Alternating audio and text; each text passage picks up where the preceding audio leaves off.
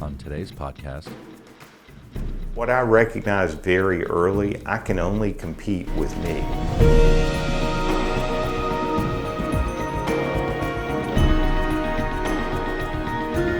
the truth is, adding value will never go out of style. Hello, and thanks for joining us for a Five Things podcast. Today, we got a very special guest, Jim Allen. And if you don't know Jim Allen, it might be because you're not in real estate. But other than that, everybody in real estate knows the Jim Allen of the Jim Allen Group. And thanks for joining us today, Jim. Thanks for having me. I appreciate it. And Jim's not the kind of guy to brag on himself. I hope I didn't delete my notes here. There we go. Jim's not the guy to brag on himself, but I'm going to go ahead and brag on you a little bit, if that's all right, just to establish some concrete facts here, other than being a really nice guy.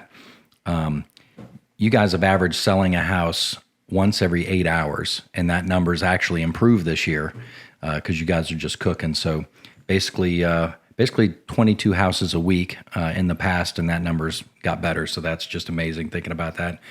You're actually one of the top real estate teams in the country, number one for Coldwell Banker, which is incredible accomplishment. You're working currently with roughly 70 builders representing 50 new home communities. And one of my favorite things about you, you helped raise over $500,000 for UNC Children's Hospital recently, your company. I think that's really amazing. And $400 million in sales in 2017. Man, I'm just really glad that we got this time together today. So thank you again for stopping in. Well, I appreciate it. And, one of the reasons I like to do these kind of things is I feel a responsibility to give back to my own profession because I believe that somebody helped me get where I am, so I have to help other people. So it's interesting, and I appreciate that you give back this way. Well, that's awesome. And, again, I think we both kind of have that mindset. We were talking a little bit before the podcast that, there's just an abundance out there, and there's no shortage. At the end of the day, there's just abundance. There's plenty for everybody. And it's tough sometimes when you're in sales and you're competing. And yes, one realtor is going to get the listing and the other one didn't. But at the end of the day, I think there's enough out there for everybody to do well. So really appreciate you jumping in. And tell us a little bit about yourself, your family background, where you're from originally. So I'm from Danville, Virginia originally, but I've been in Raleigh just long enough. It feels like home, and I've put on my roots here. And is that downtown Danville or like in the suburbs? Kind of in the suburbs. I grew up on a farm. I grew up on a tobacco farm, so that's where I got my work ethic really as a child. And then, past that, my wife Amy, I've been married for 22 years, just as in love with my wife today as I was when I started. That's awesome. I've got two great kids, and they are the loves of my life. Edwin is just getting ready to turn 14, and Atkins is just turning 12, and they're into baseball and activities, and I feel like my life began when I had them. Before that, all of my life was centered around work, and I never really understood when people said, "Hey, you have this well-rounded life," because my life centered around work and hard work. Right. And I think, being someone that people look to now for answers, people come up to me and say, "Oh, what's your secret? How did you get where you are?" And they assume you're just going to snap your fingers and there's something that automatically happens. And, what I go back to is I was singly focused and dedicated at a young age when family and priorities and other things weren't necessarily on the map yet. You're just laser focused. Absolutely. Right. And I didn't have my first child until I'd been married 11 years after getting married, and didn't get married till I was 35. So, okay. I really dialed down. When I graduated from college, didn't have a degree in real estate, went back later and got one, but my degree was in materials engineering, and I realized after about half a year, I hated being an engineer. I liked things about being an engineer. I like the fact that I put things in a process and it's repeatable and I can understand how to do things, but just the day-to-day of engineering was a little cumbersome to me, and I admire engineers more from having been a little dabble into that business because I certainly didn't have the patience for it. Well, you weren't in your strength zone. That's right. And something that I've learned a lot over the years, and I guess I've been harping on here a little bit lately, is that, you know, for the young guy out there or woman that's hustling and trying to figure it out, you know, you may not be in your strength zone at 25, at 30 years old, but you're working and you're, you know, someone used to tell me I can't steer a parked car. You know, you got to drive, and that's how you're going to figure things out. And I agree with that. And so, you know, one of the things I tell people all the time is how I win a lot of times is somebody else is out there preparing for victory. This other person's preparing to go do this task or that task or the other, and they're making sure everything looks perfect and it's beautiful and it's this. And while they're doing that, I just go do it. And that's, you know, I don't want to steal a phrase from Nike, but just doing it has been kind of my head start to other people, because I'd rather be in doing something, making a mistake I can learn from and get better the next time than sitting on the sidelines waiting to go into the game. I want to get in now. Right. Yeah, you can't get strong by learning about push-ups. That's right. You know, you got to go do them.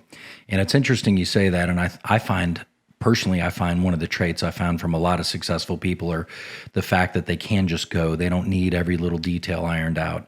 And I'll share a quick story here. When I first got into straight commission sales for the security industry, I was young, hungry, and you know, I had a Camaro with T-tops that, thank God I had T-tops because the AC didn't work, you know, so it was tough. But, you know, you're out there hustling, and I went to the guy that was training me, Frank. We went to 2 telemarketing appointments. One was a no-show. The other one we got there. He sold it, but they had, you know, credit under 575 or whatever at the time. The next day I got a little book with 5 sheets in it to talk about security. And that was my training. And then you go out there and you just do the best you can.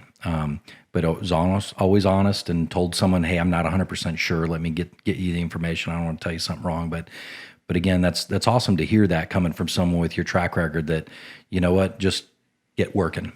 So, you know, same thing with me. I mean, I wasn't smart enough to realize I was in straight commission sales when I started, to be honest. I'd been in this engineering job, and I knew that I was working too hard and I wasn't getting paid enough. So I got my real estate license when I was in college just to learn to buy property for myself. And so one weekend I decided I'm going to interview with all these companies, just figure out if I wanted to do real estate. Well, every one of them offered me a job. I thought, man, I must be great. That wasn't even thinking about money. And then I did, Tom Powell, who's one of my mentors in life, was my first employer. Owned a little company called Powell and Company. And the first day I remember walking into the office, and there was a guy named Bert, I won't say his last name, not to embarrass him, who had been in furniture sales for years and years. And he's sitting there and he says, hey, by the way, you mind answering the phones? I'm going to go grab a cup of coffee. Now, there was nobody else in the office but me and him. The other people hadn't arrived yet. I didn't know how to use the phone. The switchboard was a little bit complicated. He left without helping me, so the phones start lighting up. I don't know what to do, so I just kept pushing buttons till somebody answered on the other side. And as you can imagine, I got in the business before cell phones were popular. So this person wanted to see a house. I immediately jumped in my car, drove over, and started going to meet this person. Get there and realize I don't know how to get in. I don't have a cell phone to call somebody. Right. So went to the local payphone on the corner a few blocks away. Sure. Called back my office. Thank God I had kept Tess Witt's phone number, who was the office manager at the time. I called her. I said, Tess, how do I get in this house? She said, well, you can't really. You got to wait for a lockbox key because you hadn't even gone through the MLS training yet. Jeez. So she came out, met me, gave me a key, got him in the house. Believe it or not, first house I ever showed that people wanted to buy. Now, it took me about 7 hours to write this contract that's only 1 page, but I still didn't know I was only being paid on commission. It wasn't until I got back to the office and got this first deal done that Bert Dietz tells me, he says, hey, you know you only get paid on commission and you better have a lot of money saved up, which Obviously, I didn't have any of this. Right. I didn't have the backup plan. I didn't have the parents that were wealthy that were Sure. going to take me out. I was only one way in.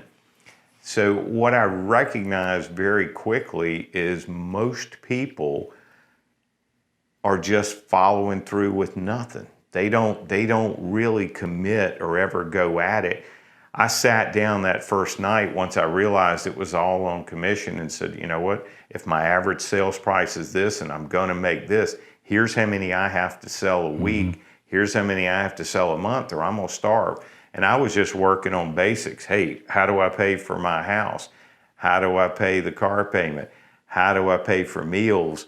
And I figured if I could get that baseline, then I had somewhere to go from. And, you know, I've never been a week in my entire real estate career. I've never been 1 week without selling a house, which is, Wow. you know, might not sound like that impressive a feat, but that's awesome, yeah. when I started, it first was start. a big deal. Yeah. As you grow, and people always tell you, be patient because you'll grow into your business. You know, I of course, like everybody else, wanted to sell $1 million house every day. Sure. And it just didn't happen until you matured enough and what you could give back to somebody was equal to selling $1 million homes. You think, well, gosh, you know, anybody could sell it. They all got their license. They can do the same thing. And it's not really true because the feedback you can provide to someone once you've gotten the right level of experience doesn't sound contrived or sound like you're trying to sell something anymore. You're being honest. And that's the key. You said it a moment ago. If you're not honest with your clients, you're not going to have clients very long. So I realized very quickly in my life, I grew up without filters to begin with, and I pretty much speak my mind. And I always, you know, sometimes people chastise for it. You know what I found out? That's why people end up loving you. They know what they can count on all the time because you don't change. You stay consistent. Yeah, I've always heard that leaders are consistent and consistent and persistent. You know, you don't have to wonder who you're getting today, and that makes people feel safe and comfortable. And you know, the one thing I do want to point out for anybody watching this, there used to be phones on the corners, you know, and you put a quarter in or whatever it was. So some of the people watching may not know that. That's right. Mustafa, have you ever seen a payphone? All right.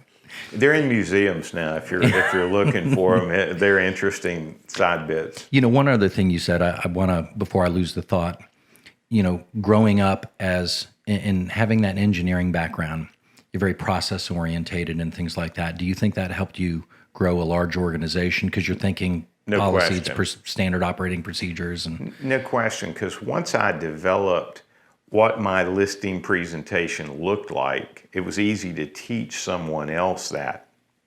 Putting everything in a process from how we list homes to how we put brochures out to every piece of it, it's grown over time. And, you know, sometimes I look at how much we do just to get one house sold, and I'm shocked myself at how much work there is input in it. But once you've got that process, it's repeatable. And that's the main thing. And the other thing, you know, I do this especially with the new people who come on board. I don't want them to get too high and too low. I feel like we all we function our best when we're here in the middle. Now, some people handle stress better, and I don't really ever get stressed. I think that's one of my best attributes is when the heat is on, I can perform better sometimes than if you give me too much space. But the average person really needs to stay here in the center because that high you can't achieve and stay there all the time. And if you think that's normal, it starts wearing on your body in every direction.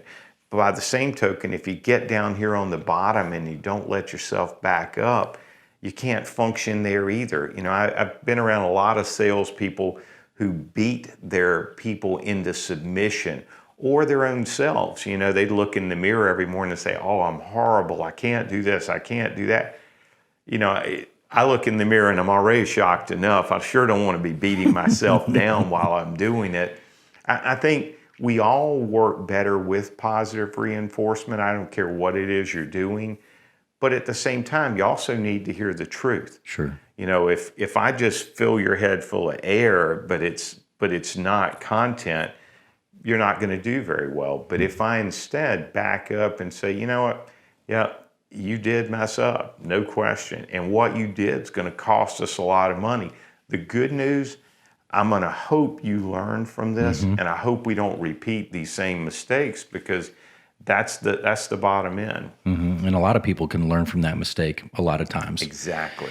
So it's, John Maxwell, you win or you learn, and it sucks when you're going through the pain of the learning. But the other thing is sometimes it's your biggest motivator, when things aren't good, is when you get supremely motivated. Because I literally posted something today, Conor McGregor podcast I was listening to first thing this morning. He said, don't sleep on a win.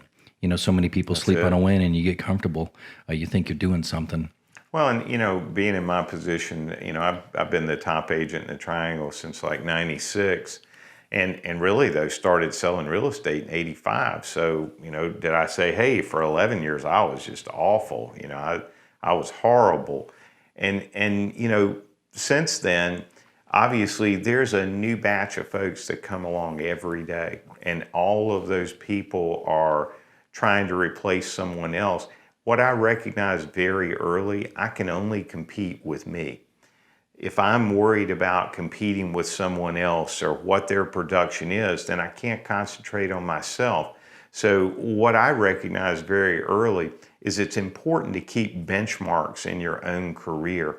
And whether it's daily, which is how I started because I didn't have any history to join on, or month over month or year over year, those are things that you can achieve, because every one of us can get 1% better tomorrow. Like today, I may say to someone, gosh, I worked really hard, but I know the truth is it didn't kill me, so I can do 1% more tomorrow.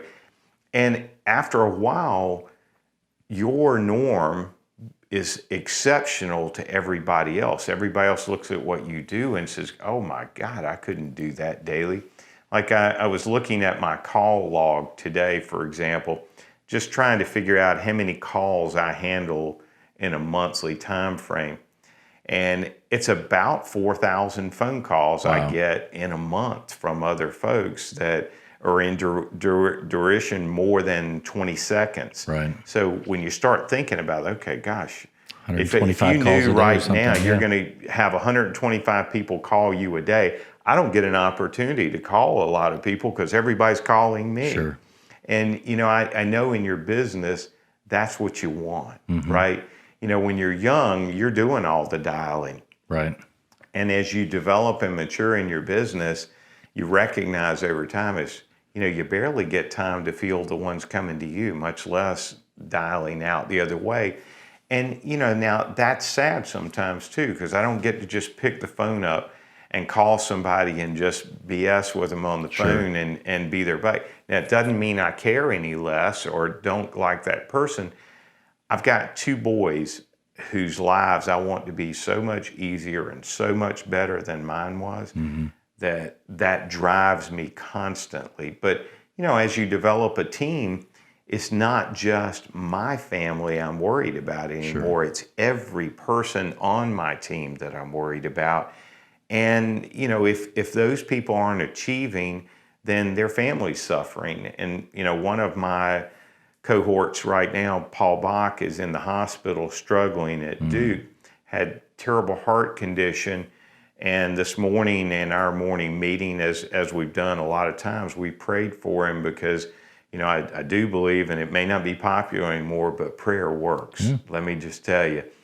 And, win, lose, or draw, and we believe Paul's going to come back strong, but adversity of that nature, a team just bonds around it. Had a member of my team died 7 years ago, Dow Barber. And when he passed away, Dow was not in the best financial condition. And his wife, Scotty, would probably have been not in the best shape had we not gone with her.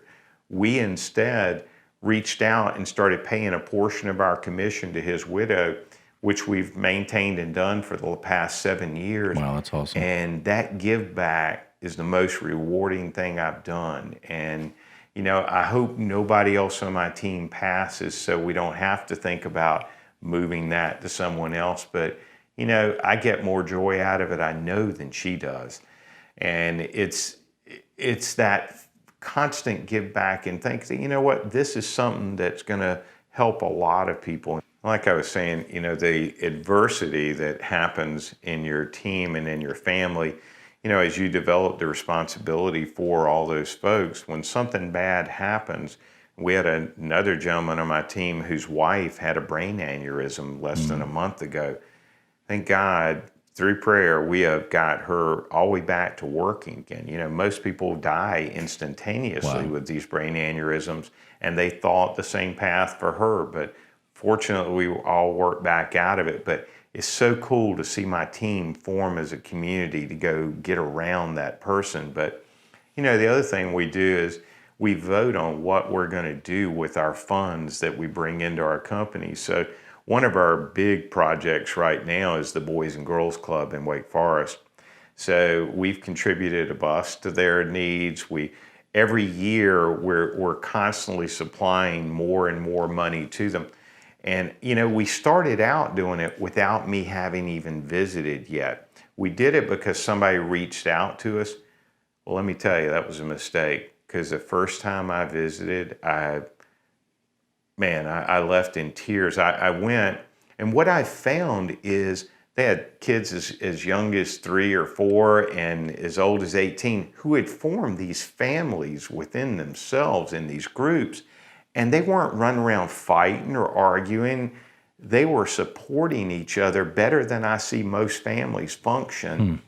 And these kids are there. And I asked the young lady that was running it, I said, how long do you normally work?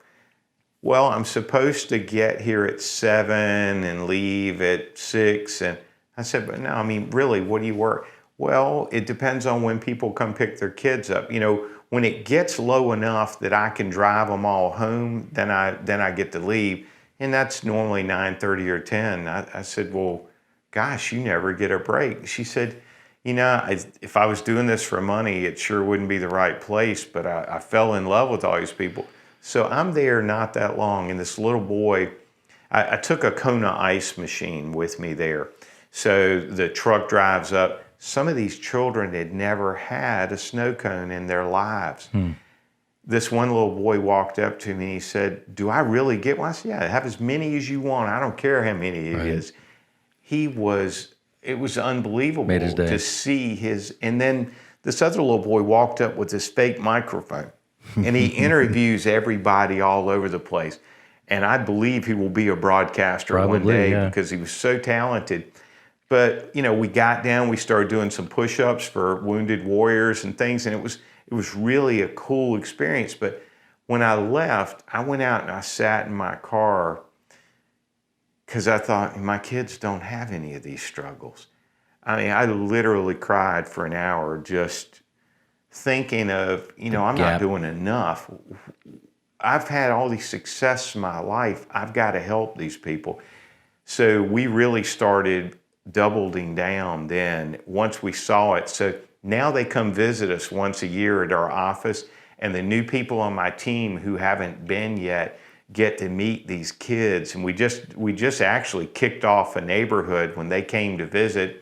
They came up on the truck and we filmed them in front of one of our new communities, and they know who we are. We bought the scoreboard in their gym. You know, I mean, we're real to them, but they're a whole lot more real to me because that's what we're doing it for. Well, and you're impacting a whole generation, you know, with that type of stuff. That's awesome.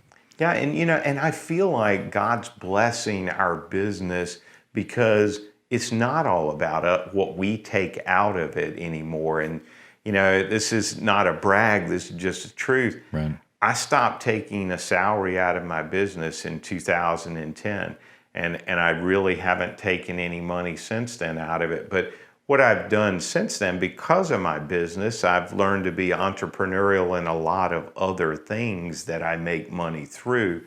So I'm able to leave the money in JAG and let it grow and let it help other people and charities. and at the same time be able to pay my employees more at the same time. So it's interesting, when you start, you're working for money, and when you develop a level of success, money stops being important other than what you can do with it to help other people. And that's certainly not a statement that, gosh, I'm this independently wealthy guy. Sure. It's not that at all. It's just the importance of money other than what you can do to help other people leaves. Well, it's hard to help someone when you're having trouble paying your own light bill. That's right. Just not only money wise, not only time wise, because you're probably working your tail off trying to pay that light bill, but just mentally, it's so draining. And I've had to hustle when I was younger and poor and made bad choices before, and I grew up poor in a single parent household. So it's you just never know that one of those kids out at the boys club, they may be the next president. They may accomplish something tremendous that you've had a great impact, and that's awesome. Listen, when I was a child, I was fortunate enough to have both my parents, but at the same time, my mother gave me the best gift anybody could ever give anybody. She told me I put my pants on the same way everybody else does, and nobody's better. Nobody can do anything you can't do. And it really only takes one person in the world believing in you for you to be able to accomplish that. So one of the things I've tried to do is be that person that believes in the other person. And I think I've helped people achieve goals way beyond what they thought they could because I believed in their skill level. I believed, hey, you're as good as me or you're better than me. Your skill set's so much better than mine. You just don't implement and use it all. And I think that's it. I think we as people use about 1% of our capacity. We're thinking we're operating on 99%. And the truth is we aren't, because I know that there are times I'm riding down the road and I start having all these great ideas that, man, where did this stuff come from? And it's all in our brains already. We just don't untap it all the time. Right. I agree 100%. And, it must feel good. And I know you're not gloating on yourself. I definitely know that. But it's, No, sir. The goal ultimately is to add value, to be a positive to people around you, because the legacy is not going to be, he left X in the bank. The legacy is going to be the people that you impacted, your family, your coworkers, the families, and I'm guessing your foundations and things long term to where there's a lasting, eternal impact that you can make when you disciplined yourself very early on to do the things you needed to do, and then obviously do the best you can to perfect your craft. And the legacy portion of it, you start really seeing that when you have your own children and you start seeing these things evolve in them, and you want to give them that hope to do whatever. And my oldest son attends a local private school, and in his school, they have these 15 characteristics. And every year, they normally give one child each of these. So if this person is whatever it is, the hardest working, all these different attributes of character, and so they give it to this child or a different child for each of the 15. And last year, when my son was in 7th grade, they were giving them out to all the other ages. And they were like 15 in each category. And then when they came to my child's grade, they said, we got something unique we've never done before. We've got one child that we're going to give all 15 of these character traits to, and it was my son. Wow. And you talking about... It's probably worth more than $1 million to you, Oh, God. I can't even tell you. And, it's funny because I was at a party one time, and this guy walked up to me, and you know how we get filled with ourselves sometimes. Guy walked up, and he said, I think I know you. And I said, well, I sold a little bit. Well, you might know me from this or that. Or, no, aren't you Edwin Allen's dad? Yeah, you're right. Wow, that's what awesome. I am, and that's how I want to be known, as Edwin and Atkins' dad, because, that's the most rewarding gift I can get. That's awesome. Probably made your day right there. Oh, man, you don't know. Kind of talking about that. Obviously, you were driven from a young age. What do you think? there's obviously some DNA there to be that way, in my opinion. What are some of the factors that you think caused you to be driven early on? What do you attribute that to? Fear, a great motivator that a lot of people have. I was trying to overcompensate. My dad, when I was 9, had a horrible automobile accident and couldn't use his left arm anymore. And, when a man who's been able-bodied and can do a lot of things loses a portion of himself, it impacts his psyche and everything else. And, at a young age, 4th grade's a pretty impressionable age. And my dad spent almost that whole year in a hospital.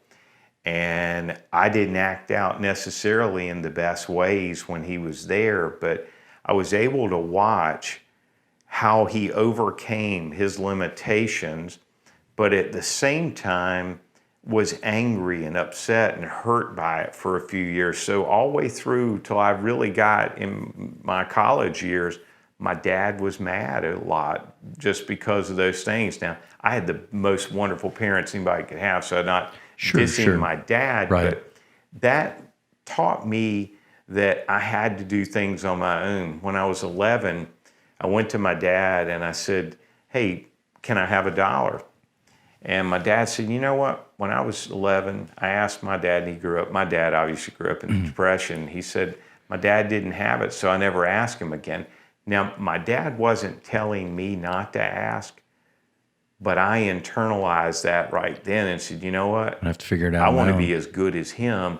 I'm going to start working doing this." And so I got a paper route. I started cutting grass. I got multiple jobs when I was in high school. I played 3 sports, but I also had a job as night clerk at the Holiday Inn. I worked at Winn-Dixie as a bag boy in the afternoons. And then ultimately, what helped me learn to sell the best, I sold women's shoes in a downtown store and learned how to interact with people with that skill.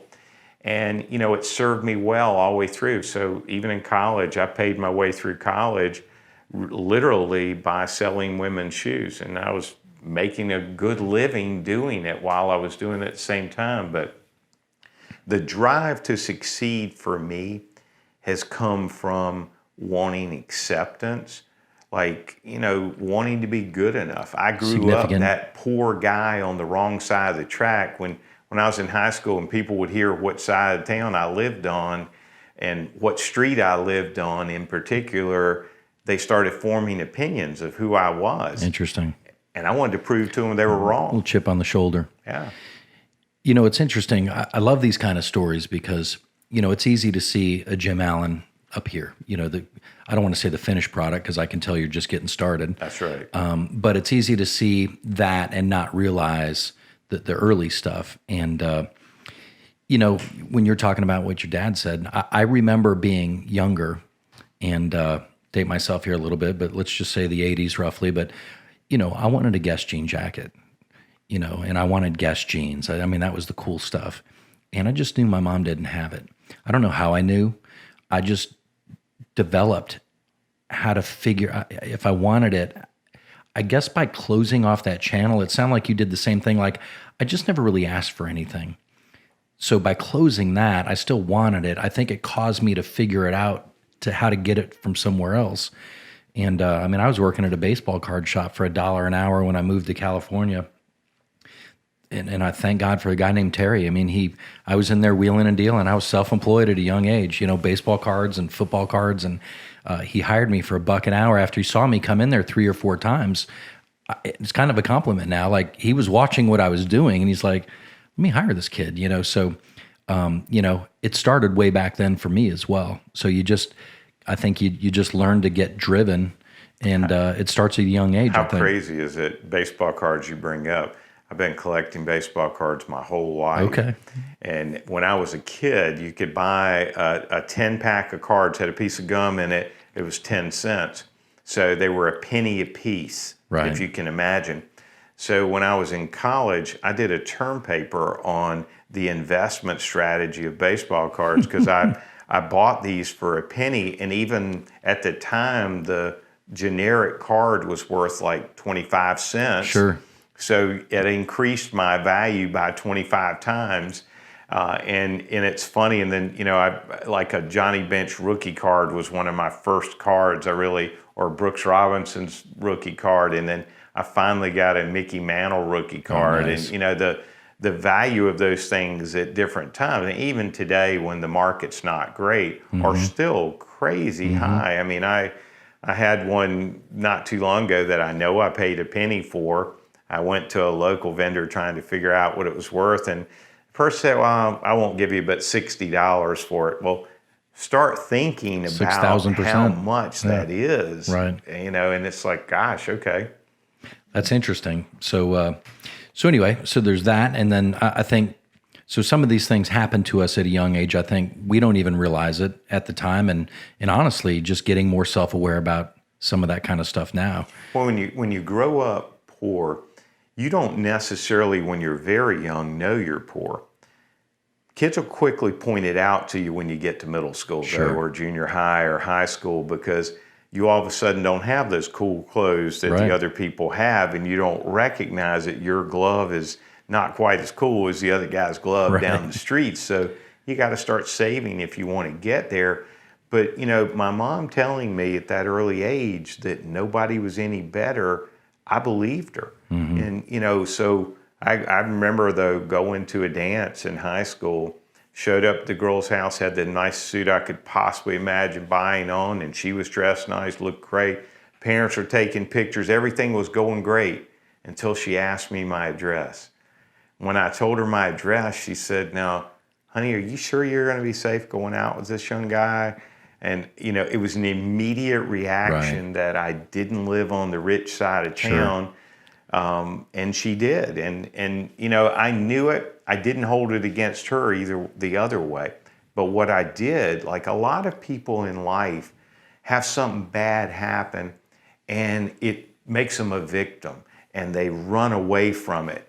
For me, I've always used it to fuel me. Chip on the shoulder. When you tell me that I'm not as good, I may not be today, but tomorrow when I come back, I'm going to have worked on whatever that was I wasn't good at, and I'm going to get better, and eventually I'm going to become a master of it. That's how, most of the things I've learned how to do in my life, that's how I learned to do them. We talked earlier about playing cards. I love playing gin, love playing poker. When I was young in my gin career at Northridge Country Club, these guys used me as a victim. And now I'm one of the better players, if not the best player that Right. plays, because I just decided I'm going to learn and get better and better. Apply yourself, yeah. And, whatever your activity is, I do believe you need down things to keep your brain active. Not just sitting in front of a tube and watching TV or having, mindless thought. I think you got to keep your brain going. My mom passed away with Alzheimer's, and the fear of Alzheimer's, every time I don't remember a fact of something, I go do something else brain stimulating because I sure don't want to get it. Not that I'm going to be able to exercise out of it, but Sure. but that's one of those kind of things you try to do. And, I feel a whole lot of responsibility now in my life and in the phase that I'm at, because I recognize I've got to give back, because if I don't give back now, there won't be a next generation to give back to. So I'm really concentrating my efforts right now on making sure that the young realtors that think they're competing with me, I reach out to try to help them. The top 10 in Raleigh, I call them all the time and say, hey man, how can I help you? If you need something, if there's something you're worried about, call me. Not people on my team. I'm talking about the people I'm supposed to be competing with. And I don't do it just to be Joe Good Guy. I do it because it's my obligation. I feel like I gained a certain amount, and if I don't give that back to someone else, then we won't ever have that next generation of people who want to be on a certain plateau.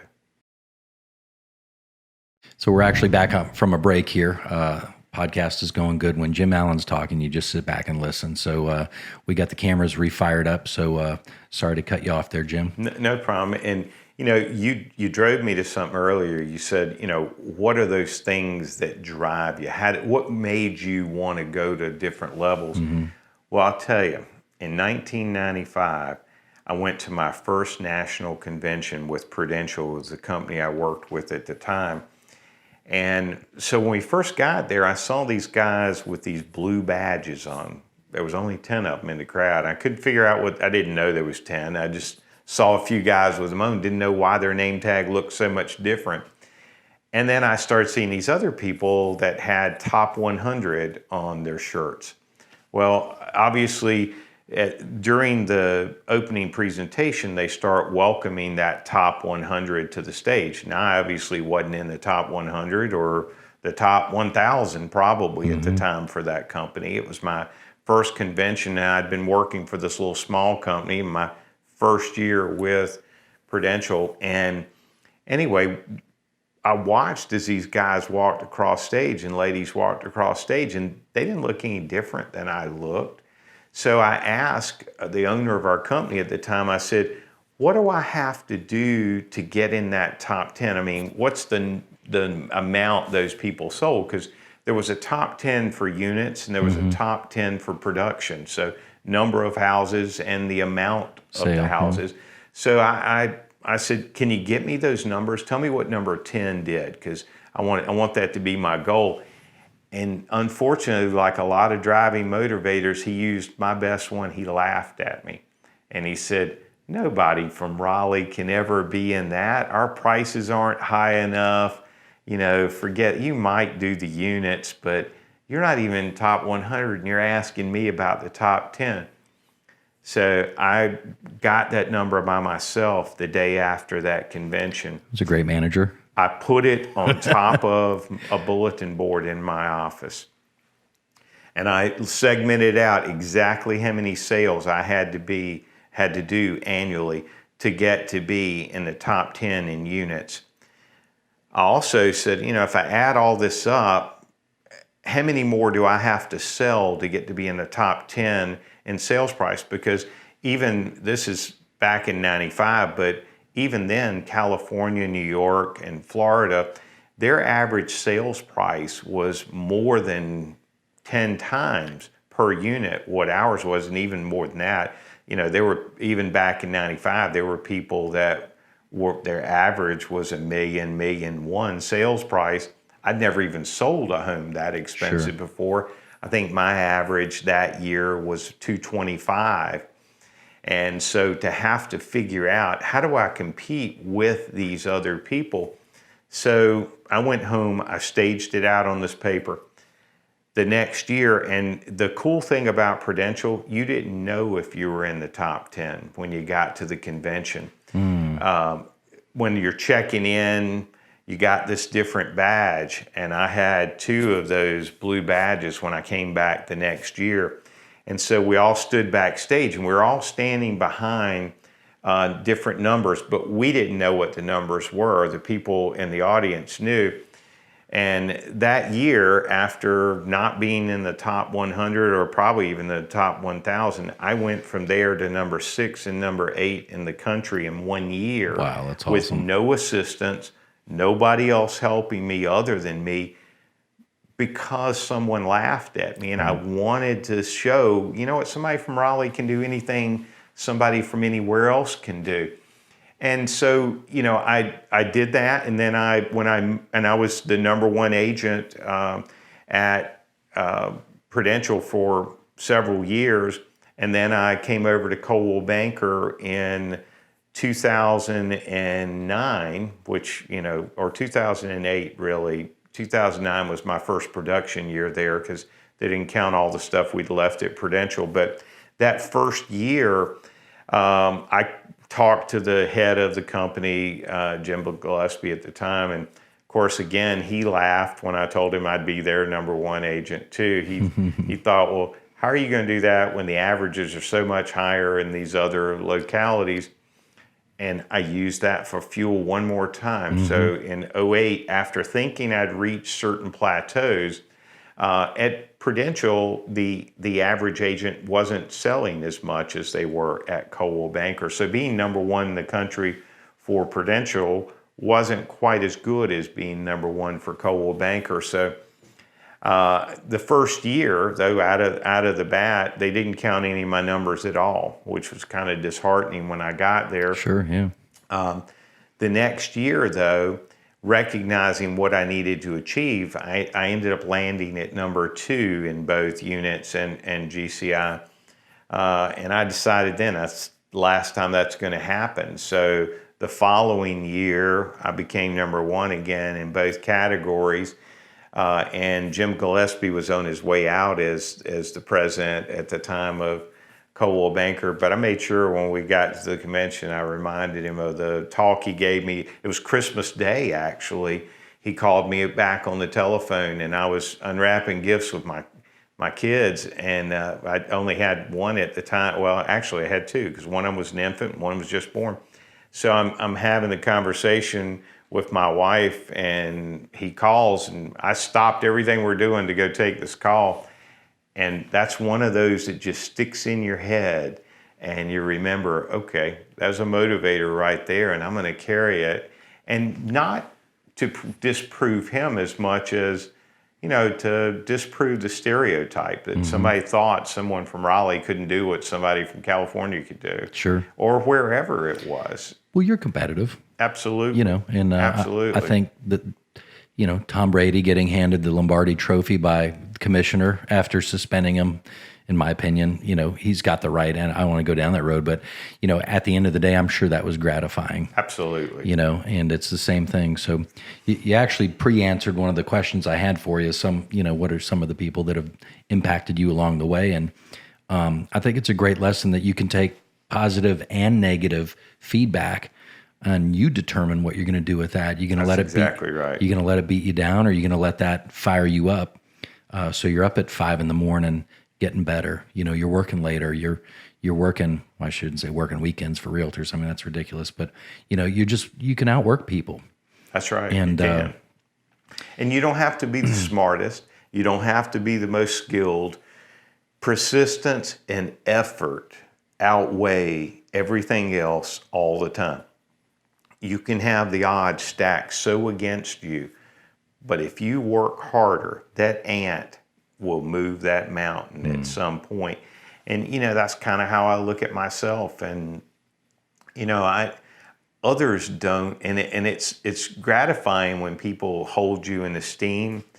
But at the same time, when you started out, that ant, you're an ant for life, and you always keep your mindset there so you don't go back to that. Because, there are a lot of people out there that are probably working to be number 1 in our company right now to knock me down. And you know what?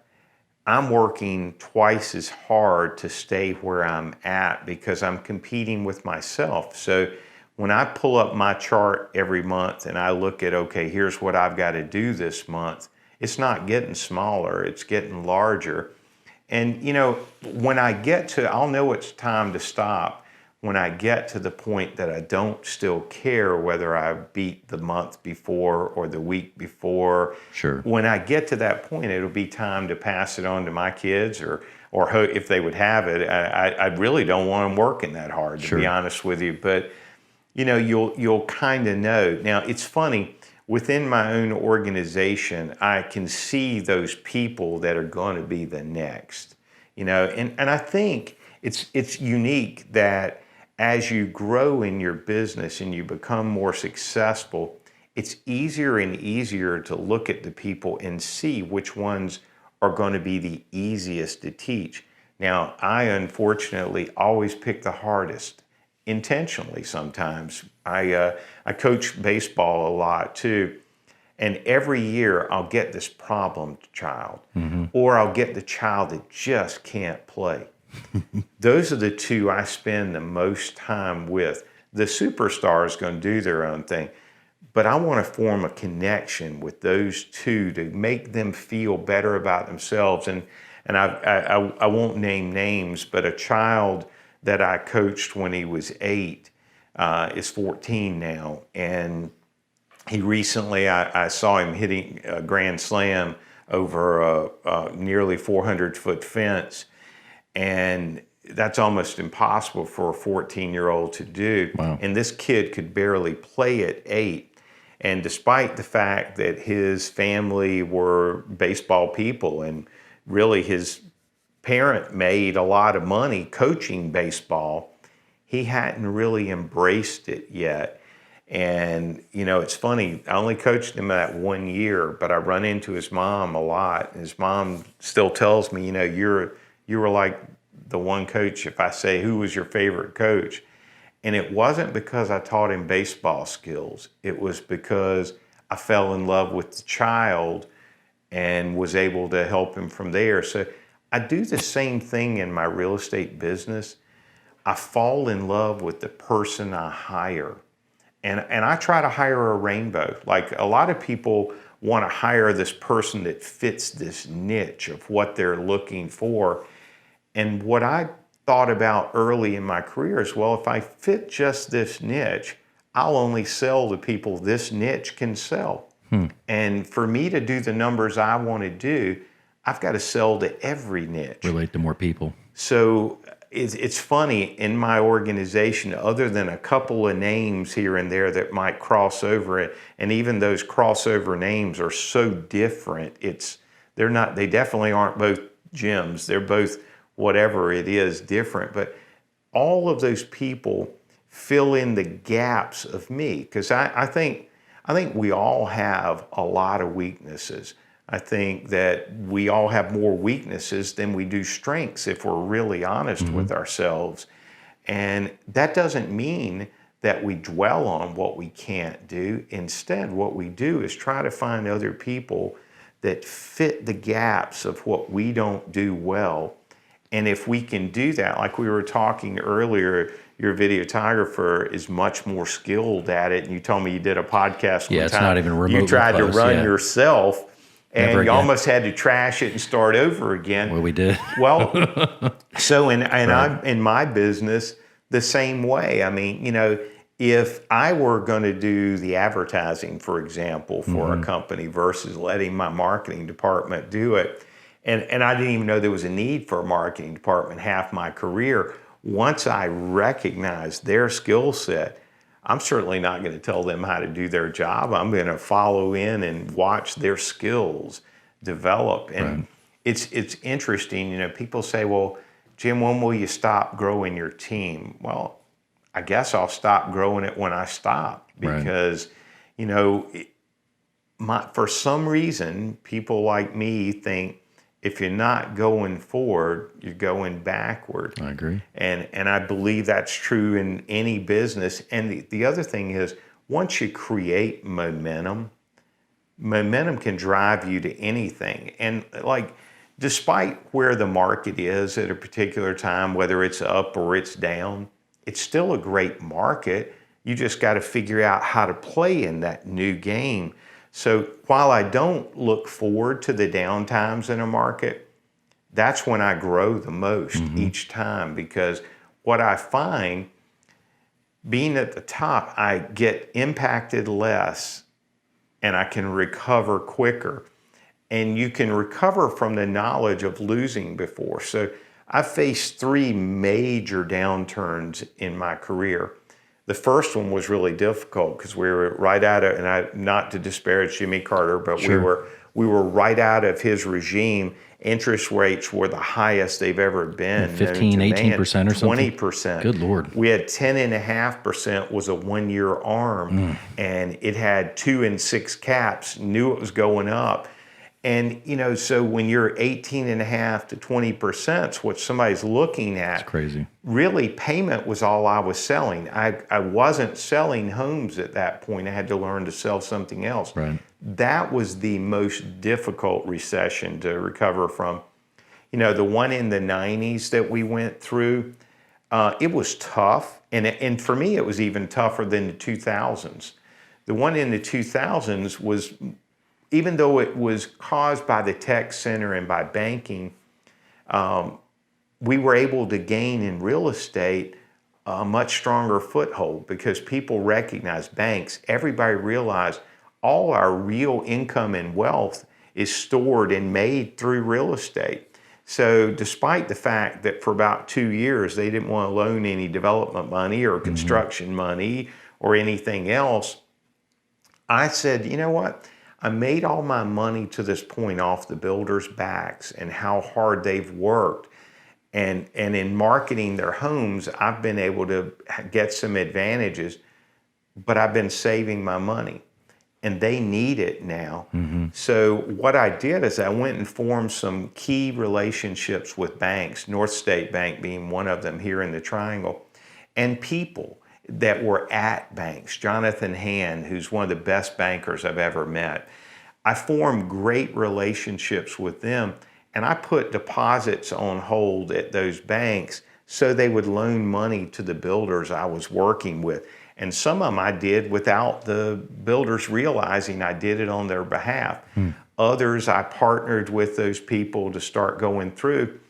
And it enabled me to start growing that portion of my business. So now when people try to compete with me, they say, well, yeah, he just represents new homes. And that's not really true. That's a segment of my business. Sure. The other segment of our business is a standalone business larger than all of our competitors, but we just so happen to have the new to go along with it. And, you know, that new grew so much in the last downturn. Right now, the resale's really growing again because the distance between what you can purchase new and resale is starting to get some distance again. And that makes it more favorable sometimes to buy a resale. You know, everybody would prefer to be the first person to wash their hair in that sink or use that new toilet in their house, to be crude. But all of us would rather have new. But when new's not obtainable, resale is. And resale is fitting the bill for an awful lot of folks right now. So we're concentrating a lot of effort on regaining that position too. And, you know, people always try to get me to project out when's the next downturn? You know, when's it going to be? And, you know, what I tell people is it could be today. It could be 20 years from now. It doesn't matter. If you start preparing to fail now, you will fail. That's the one guarantee I can give you. But always put a certain percentage, you got to determine what's comfortable, of your income away for the rainy day. Because you're going to need it. You just don't know what day it's going to start raining. Right. We all know it's coming. So if you do that and you're in a more liquid cash position when the next downturn comes, then you can buy and do some of the things I did in the last downturn to make my business grow. And you don't necessarily have to have a lot of money to do this stuff. You know, it can be using the resource wisely in another direction. Well, there's opportunity in that adversity when people get scared, and you're not scared because you understand that real estate, I mean, we're always going to need real estate. It's not going anywhere. Well, it's funny though, but right now, when real estate looks like such an easy profession, we got a ton of people entering again right now. We have a ton of different businesses trying to, Amazon and other types of Open Door and all these different companies trying to get into our business that don't understand the business of real estate, but are investors trying to just stab money at something. And, you know, I'm not going to say the name of a particular company, but there's one out there that's buying houses up at a ridiculous rate right now. And they're raising $300 and $400 million a quarter from investors to go buy these homes. Well, the next quarter, when you would have hoped they would have sold off the ones they purchased already with a gain to investors who they wouldn't need a new pool of money, they're having to raise the same amount of money the next quarter and the next quarter and the next quarter, and hoping that one of these days this model is going to become successful. And instead, what they're going to find out is real estate is right now. You may prepare for the future, but it's right this second. And it's more of a right this minute business than most businesses. So anyway, these other companies that are out there forming these other types of businesses are thinking that, you know what, I can get into real estate right now and I'm going to heavily invest and it will be this out here. And we are such a local market. And without the local knowledge of what's going on and what trends you can expect to see, or really what's popular in a home, like multiple years ago, people wanted segmented houses where the dining room separated from the living and the kitchen. Sure. And now if the home's not wide open on the first floor and have elevated ceilings, either 9 or 10 foot ceilings, an old 8-foot ceiling home really is more difficult to sell now than it's ever been. So you got to do everything else you can do to make it better. Someone coming in who isn't as familiar starting up these new businesses that always start up every time the market gets good. Mm-hmm. And it's just the new group of Johnny-come-latelys. So having been through 3 of these downturns, each time when the downturn starts, all those people who started the Johnny-come-lately evacuate quickly. The numbers really diminish of agents in that market. And mortgage brokers. And then they wait until we're getting super successful again. And when we start getting super successful again, well, they all try to re-enter the market from all different types of businesses, thinking that, you're not going to have to work hard because the market just does this by itself. You don't really have to work hard when things are good. And consumers start believing, you know what, it's not that important who I work with. Anybody can sell my house. I could probably do it myself. And these discounters and the other people that come, they all believe that same thing. And what happens every time, and I've watched, they fade away quickly at the first adversity. And then the people who've been there the whole time, that were the hard workers, people, that's a name I can trust. That's a brand I can follow. Experience. They've already weathered 3 of these storms. Maybe they can help me get back through it. Sure. And, so we're a business. Real estate is one that has a lot of ups and downs, but for the most part, if you stay true and you invest over time, a home that's 35 years old is worth more right this moment than it was when it was brand new, and that will always be the case. But you can't just blip it up and appreciation go wild.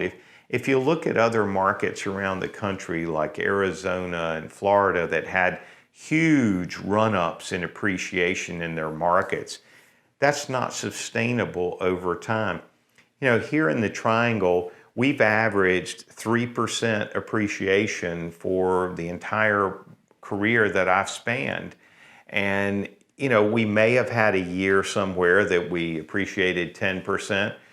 We really haven't had, in my career, we haven't had but 1 year that we didn't appreciate at all. And other than that, I would tell you it's such a safe thing that it's going to go up. It's going to go up somewhere equal to whatever the gross national product grows sometimes. That all these things contribute and help us. But, I was thinking, I've been watching some of your podcasts myself, and I was thinking, what are things that I can reach out and give back, not only to other agents, although hopefully helping other agents with some of my experience with new homes and understanding that part of it. So, first of all, from a new construction standpoint, I would tell every agent out there, builders do not make the profits you believe they make. So if a home is priced at $300,000 and you write them an offer $30,000 low, know that you're asking them to lose $12,000 selling that home, because the profit margin that most builders are operating on, who they know they can go to, is about 6% of whatever the cost is of the home they're selling.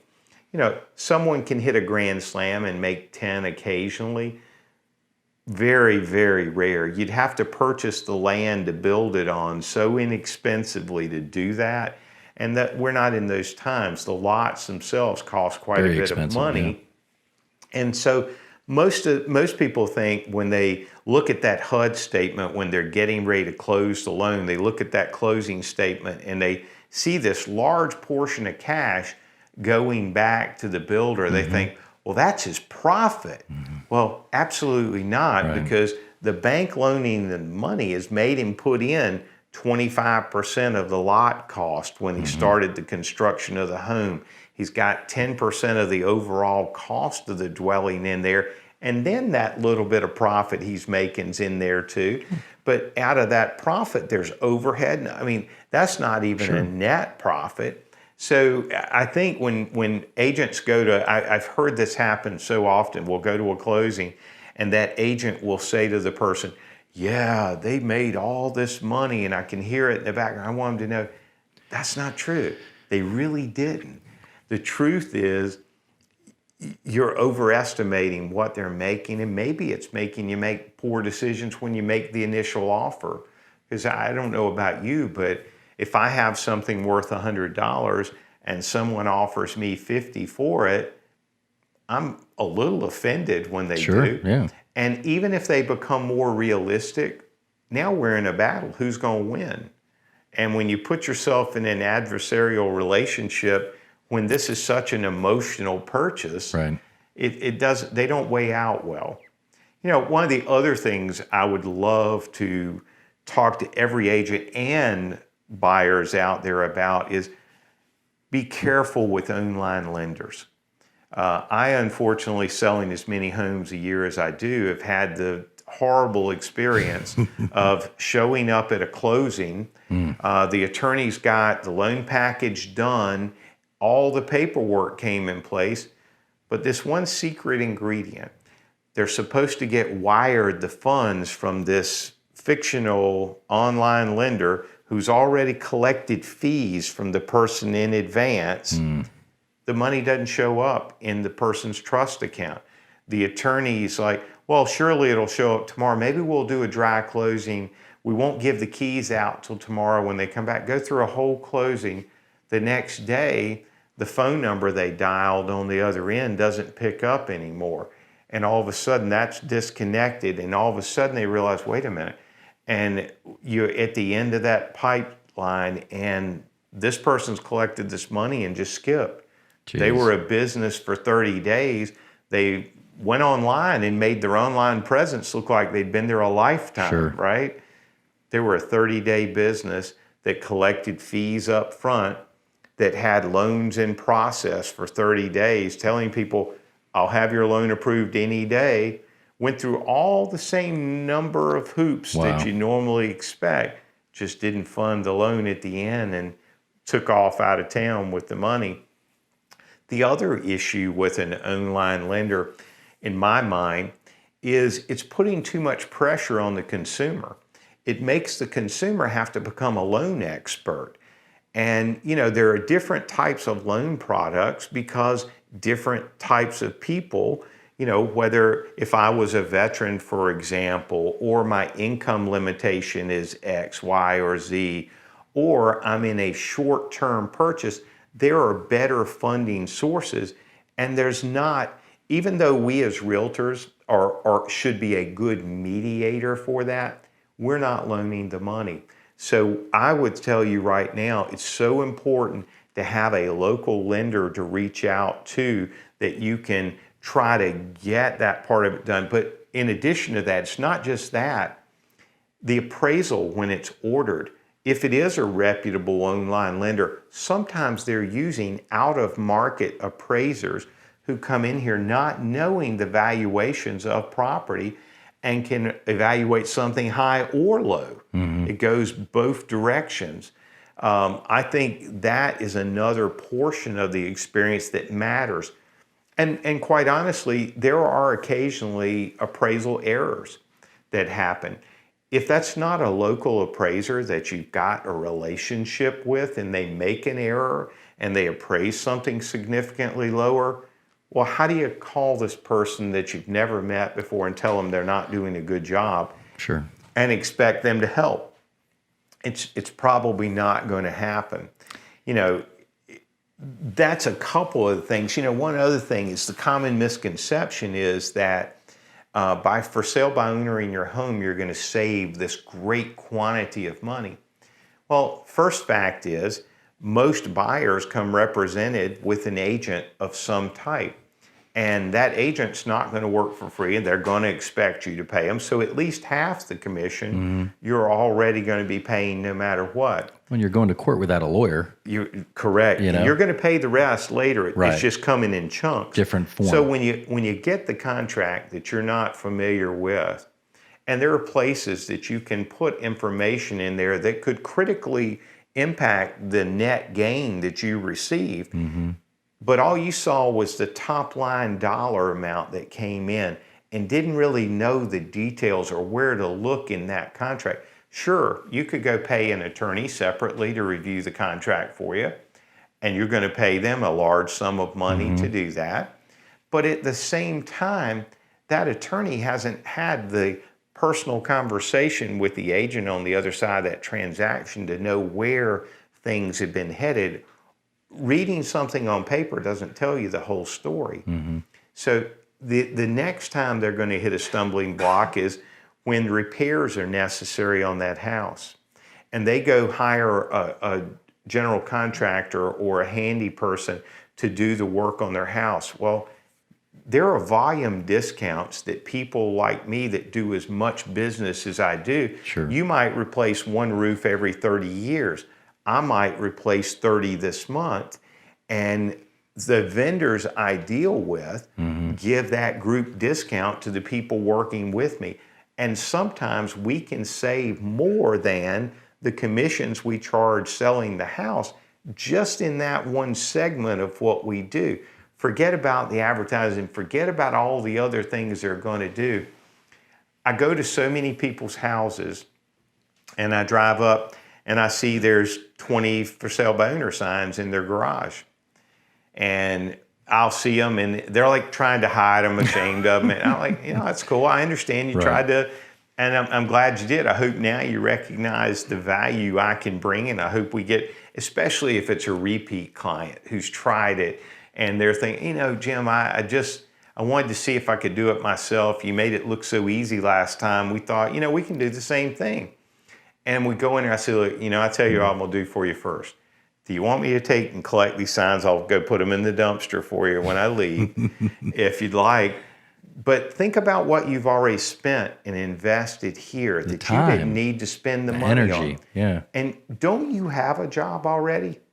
Because I think it's a full-time commitment.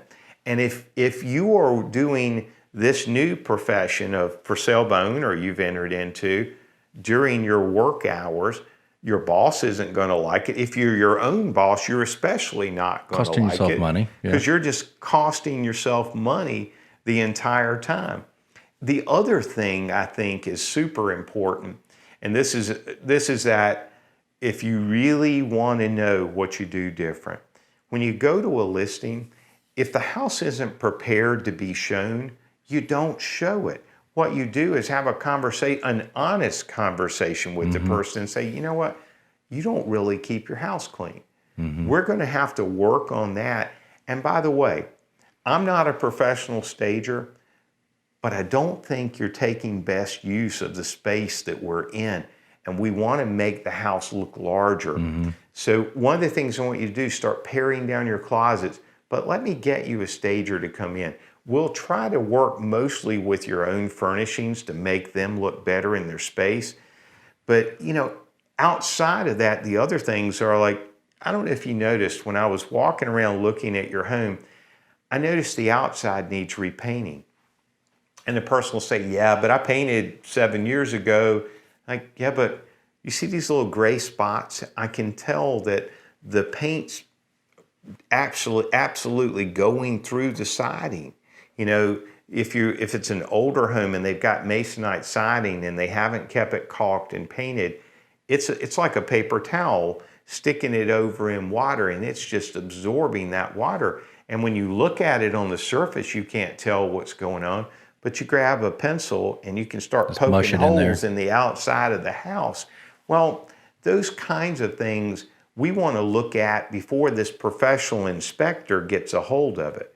Because if you pay an inspector $650 to go inspect a home and they don't find anything, you're probably never not going to hire one the next time. So it's his job to find It's stuff. his job to find it. And you know what? If you're a good seller and you're trying to convey the property, you want them to find it because you don't want to be injuring the other side. But so I think up front, one of the things we do is spend a lot of time with the seller trying to get the home prepared to go on the market rather than waiting until we're on the market to get prepared.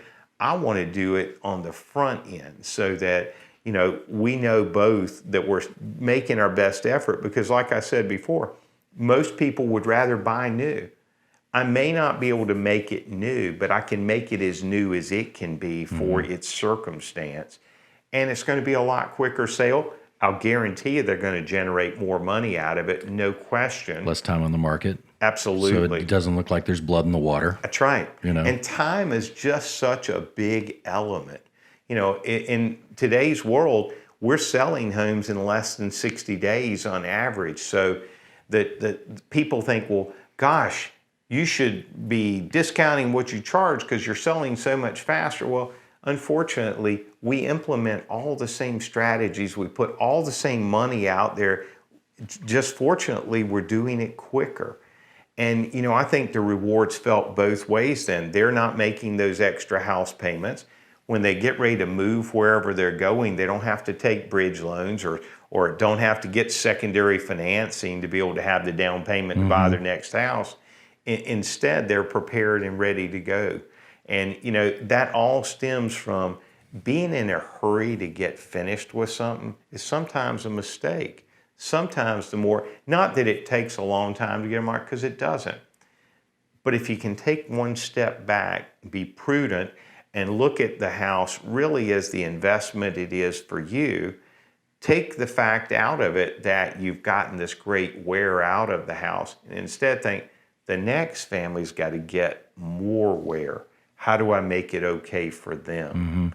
That's what I think people miss a lot of times. Sure. Well, the one thing that, just touching on something you're saying is that, one of the things I've definitely learned over the years, and obviously being in security, we see it at a little bit different angle. It's just worth paying a professional, doing your will, setting up a corporation, selling or buying a house. Security I would put in the same realm. I think a lot of people think the internet, like Amazon's done such a good job with the internet and the things that they do, that these other companies come out and want to capitalize on the internet and give that impression, like the do-it-yourself stuff for security. And there was a YouTube video that's basically gone viral about one of the big name do-it-yourself companies, how you could buy a $2 device and defeat the alarm system that all these people have been putting in their houses. And we've been obviously yelling about that for years, how easily defeated a lot of the stuff is. And unfortunately, it was like, it's going to take probably somebody getting hurt, something bad happening before people kind of wake up to it. So at the end of the day, if you're a professional, why are you going to try to save $3 a month on security? Why are you going to waste your time on, doing something that you really need a pro to do? So it's just pay the money, do it right. So, when I look at it, and I don't care what it is, it's funny. One of my children just got his hair cut at a place that you actually had to make an appointment for the first time, because we've been cutting it all different kinds of ways for a long time. And mine is certainly not a good example, but he came back from his first major league haircut, my 14-year-old did, and said, "Dad, you wouldn't believe the experience." And that person who cut his hair, my child who's 14, recognized the benefits. Like, man, you wouldn't believe how much easier my hair is to get ready when I get ready in the morning. And it's a little example, but it's true. Exactly what you're saying.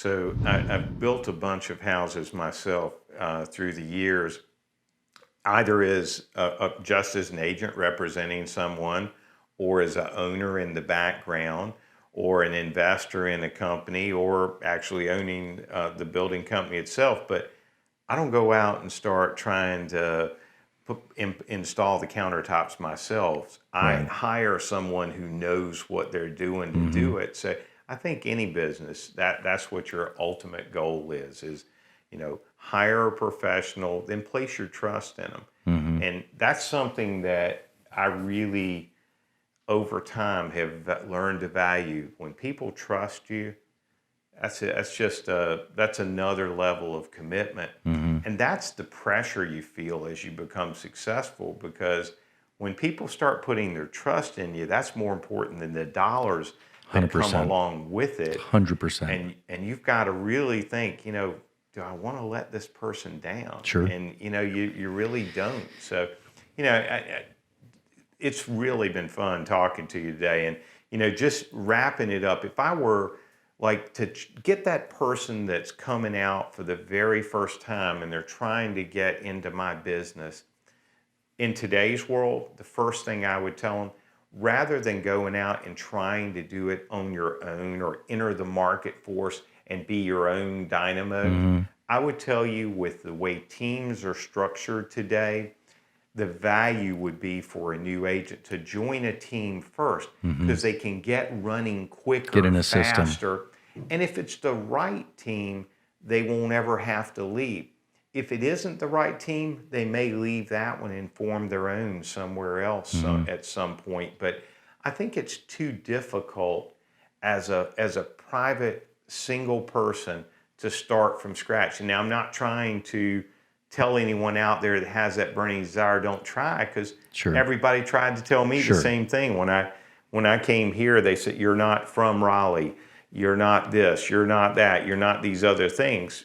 I realize those are just You're saying hurdles. a general rule of thumb, optimum scenario. But to start quicker, join a team especially that has a leader that still coaches his own team or provides coaching from somewhere else, because rather than have to make every mistake yourself, you can learn from the mistakes someone else has made. Sure. And the successes at the same time.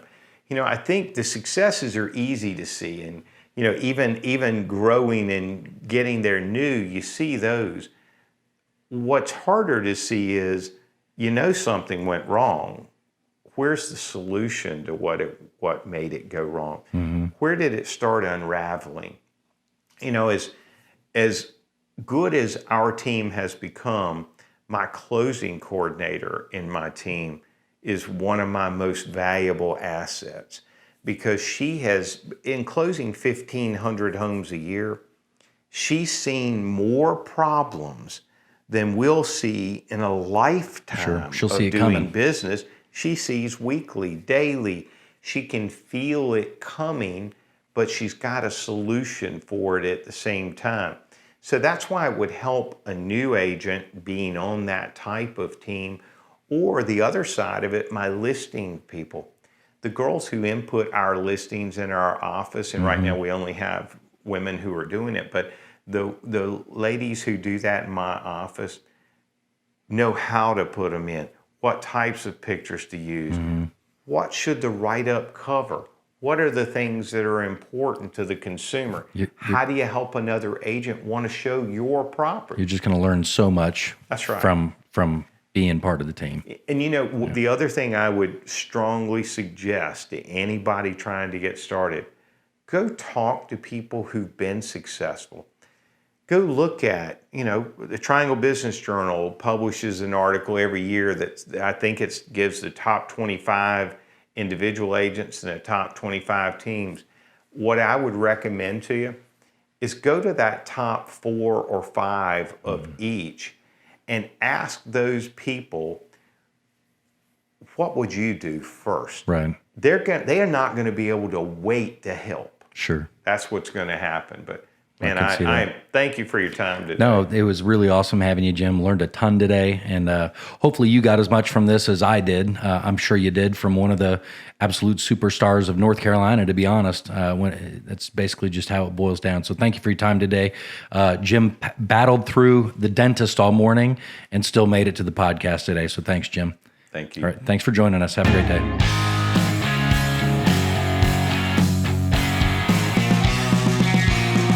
Hello, this is Brian Smith, and thank you for watching. Please subscribe for more valuable content.